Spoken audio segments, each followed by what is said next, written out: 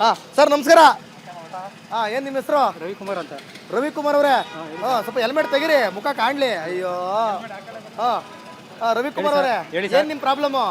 Problem ಏನು sir, ಎಲ್ಲ petrol daily rate ಜಾಸ್ತಿ ಮಾಡ್ತಾವ್ರೆ. ತುಂಬಾ ತೊಂದರೆ ಆಗೈತೆ. ನಾವೆಲ್ಲ ಫೀಲ್ಡ್ ವರ್ಕ್ ಮಾಡೋದು, ಅದ್ರಲ್ಲಿ ಬೇರೆ. ಫೀಲ್ಡ್ ವರ್ಕ್ ಏನ್ ಕೆಲಸ ಮಾಡೋದು? ನಮ್ದು ಆಕ್ಟ್ ಫೈಬರ್ ಅಲ್ಲಿ ಕೆಲಸ ಮಾಡೋದು. ಹೌದಾ? ಪೆಟ್ರೋಲ್ ಎಲ್ಲ ಕೊಡ್ತಾರಾ ಅವರು? ಪೆಟ್ರೋಲ್ ಇದೆ, ಬಟ್ ಡೈಲಿ ಅವ್ರು ಜಾಸ್ತಿ ಮಾಡ್ತಾವ್ರಲ್ಲ, ಅದರಿಂದ ತುಂಬಾ ಪ್ರಾಬ್ಲಮ್ ಸಂಬಳ ಇಲ್ಲ. ಸಂಬಳನೇ ಇದು ಇಲ್ಲ. ಜಾಸ್ತಿ ಆಗೋಯ್ತು, ಸಂಬಳ ಮಾತ್ರ ಅಷ್ಟರಲ್ಲೇ ಇದೆ. ಸಂಬಳ ಮಾತ್ರ ಅಷ್ಟಲ್ಲೇ ಇದೆ. ಏನ್ ಹೇಳ್ತೀರಾ ರಾಜ್ಯ ಸರ್ಕಾರಕ್ಕೆ, ಕೇಂದ್ರ ಸರ್ಕಾರಕ್ಕೆ? ಏನಿಲ್ಲ, ಪ್ರಾಬ್ಲಮ್ ಇದೆ ನೋಡಿ, ಎಲ್ಲರೂ ಅರ್ಥ ಮಾಡ್ಕೊಳ್ಳಿ. ಪೆಟ್ರೋಲ್ ಡೀಸೆಲ್ ರೇಟ್ ಆದ್ರೆ ಕಮ್ಮಿ ಆದ್ರೆ ಮಾಡಕ್ಕೆ ಟ್ರೈ ಮಾಡಿ ಅಷ್ಟೇ. ಟ್ರೈ ಮಾಡಿ. ಪರ್ಯಾಯ ಏನ್ ಮಾಡ್ಬೋದು ಇಲ್ಲಿ ನಮ್ಮ ರಾಜ್ಯದಲ್ಲಿ? ರಾಜ್ಯದಲ್ಲಿ ಏನೇ ಇಲ್ಲ ಸರ್, ಯಾವ್ದಾರ ಮುಂದೆ ಗೌರ್ಮೆಂಟು ತಮಿಳ್ನಾಡಲ್ಲಿ ಬಂದಂಗೆ, ವಿಜಯ್ ಬಂದಂಗೆ ಆಲ್ಟರ್ನೇಟ್ ಯಾವ್ದಾದ್ರು ಉಪೇಂದ್ರದ ಪ್ರಜಾಕಿ ಐತೆ, ಇಲ್ಲಾಂದ್ರೆ KRS ಪಾರ್ಟಿ ಇದೆ, ಚೆನ್ನಾಗಿ ಮಾಡ್ತಾವ್ರೆ. ಯಾವ್ದಾರ ಸಪೋರ್ಟ್ ಮಾಡ್ಬೇಕು, ಎಲ್ಲ ಯೂಸ್ ಎಲ್ಲ ಈ ಸಲ ಇವ್ರನ್ನೆಲ್ಲ ಬಿಟ್ಬಿಡ್ಬೇಕು ಅಂತೀರಾ? ಬಿಡ್ಬೇಕು ಸರ್. ಮೂರು JDS, ಬಿಜೆಪಿ, ಕಾಂಗ್ರೆಸ್ ಮೂರು ಸೇಮ್. ಅವ್ರು ಬಿಟ್ಟು ಇವ್ರು, ಇವ್ರು ಬಿಟ್ಟು ಅವರು. ಅಡ್ಜಸ್ಟ್ಮೆಂಟ್ ಅಂತೀರಾ? ಅಡ್ಜಸ್ಟ್ಮೆಂಟ್, ಎಲ್ಲರೂ ಅಡ್ಜಸ್ಟ್ಮೆಂಟು. ಇವ್ರ ಮೂರರಿಂದಲೂ ನಮಗೇನು ಪ್ರಯೋಜನ ಇಲ್ಲ. ಪ್ರಯತ್ನ ಎಲ್ಲ ಬಿಟ್ಬಿಡ್ಬೇಕು ಅಂತೀರಾ?